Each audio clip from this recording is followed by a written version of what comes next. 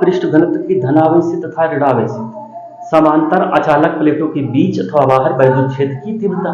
देखो समान पृष्ठ घनत्व की दो प्लेटें रखी हुई हैं, प्लेट एक प्लेट दो, इन दोनों के बाहर एक बिंदु P है, P डैश, इस बिंदु पर वैद्युत क्षेत्र की तीव्रता हमको निकालनी है, और इन दोनों प्लेट के बीच में एक बिंदु है P, इस पर वैद्युत क्षेत्र की तीव्रता निकालनी है। तो डेरिवेशन में एक्चुअल में होता क्या है, जो चीज हम बनाए हुए हैं फिगर में, उसी चीज को सबसे पहले हैंड टू हैंड लिखना होता है। तो हम क्या लिखेंगे, माना दो समतल अचालक प्लेटें एक व दो हैं, दो समतल अचालक प्लेटें एक और दो हैं, जिन पर क्रमशः, देखो प्लेट एक पर धनावेश और प्लेट दो पर ऋणावेश, तो जिन पर क्रमशः धन व ऋणावेश है। क्लियर हो गया?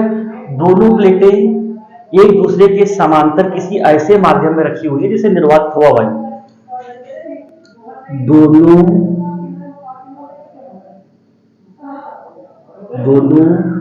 प्लेटें एक दूसरे के समांतर, एक दूसरे के समांतर निर्वात अथवा वायु में रखी है। क्लियर हो गया? अब देखो निर्वात अथवा वायु में रखी हुई है, प्रत्येक प्लेट में जो आवेश का पृष्ठ घनत्व है वो सिग्मा है। भाई देखो आवेश का पृष्ठ घनत्व सिग्मा होता है, तो प्रत्येक प्लेट पर आवेश का पृष्ठ घनत्व सिग्मा है। दोनों प्लेटों के बीच अथवा बाहर वैद्युत क्षेत्र की जो तीव्रता है वो क्या है, E है। देखो दोनों प्लेटों के बीच अथवा बाहर वैद्युत क्षेत्र की तीव्रता वेक्टर E है।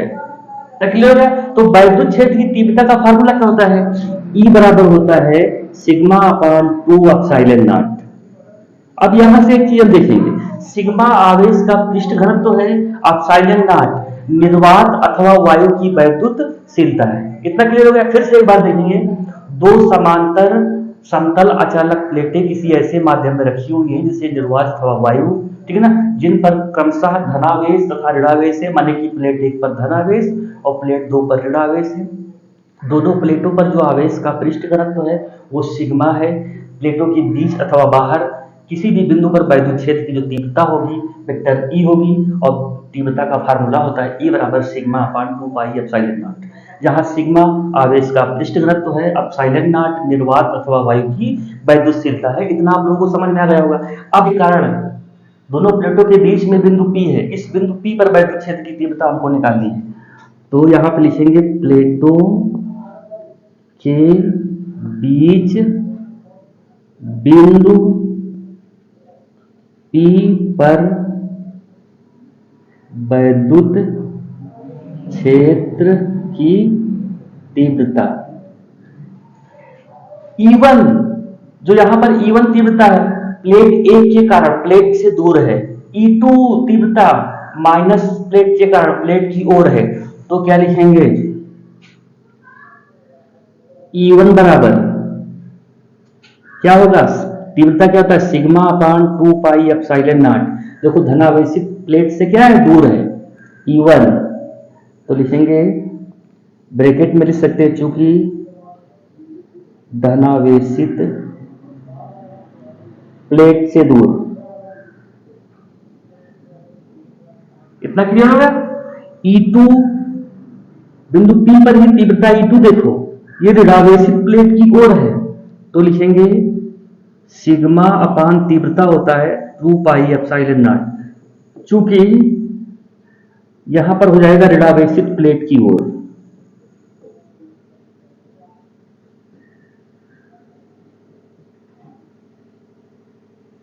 और हो जाएगा। इतना आप लोगों को समझ में आ गया होगा। आप जो इनकी परिणामी तीव्रता निकलेगी वो भैया क्या निकलेगी, तो परिणामी होगा E बराबर हो जाएगा E1 प्लस E2। अब इनका वैल्यू यहां पर पुट कर देंगे, देखो E बराबर हो जाएगा, E1 का वैल्यू क्या है, sigma upon 2 pi epsilon not, sigma upon 2 pi epsilon not, plus E2 की वैल्यू क्या है, sigma upon 2 pi epsilon not, sigma upon 2 pi epsilon not. चूंकि आप लोगों को पता है फ्रैक्शन में यदि हर समान है तो हर को एक बार लिखे जाता है और अंश को ऐसे ही ऐड कर लेता है नॉर्मल। तो देखो 2 पाई एप्सिलॉन नॉट यहाँ पर भी है, 2 पाई एप्सिलॉन नॉट यहाँ पर भी है, तो हर को 1 टाइम्स लिखेंगे 2 पाई एप्सिलॉन नॉट। यहाँ पर एलसीएम लेने का कोई झमेला नहीं है, तो एक बार लिख लिया 2 pi epsilon not, 1 sigma add होकर 2 सिग्मा हो जाएगा, ये हो जाएगा 2 सिग्मा। अब देखो फ्रैक्शन का मतलब होता है जितना हो सके उसको सरलतम रूप लिखा जाता है, तो 2 से 2 कैंसिल आउट हो जाएगा, तो हमारा तीव्रता E बराबर क्या बचेगा, सिग्मा अपान एप्सिलॉन नॉट। ये प्लेटों के बीच बिंदु P पर वैद्युत क्षेत्र की तीव्रता है। अब प्लेटों के बाहर बिंदु P डैश पर वैद्युत क्षेत्र की तीव्रता क्या होगी, तो प्लेट के बाहर P डैश पर वैद्युत क्षेत्र की तीव्रता P डैश पे देखेंगे, धनावेशित प्लेट 1 के कारण जो तीव्रता होगी E1 प्लेट से दूर होगी, और बिंदु P डैश पर ही ऋणावेशित प्लेट 2 के कारण जो वैद्युत क्षेत्र की तीव्रता E2 होगी वो प्लेट के ओर होगी, मतलब दोनों की दिशाएं अपोजिट है, तो इनकी तीव्रताएं क्या होंगी, शून्य होंगी। तो यहां से लिखेंगे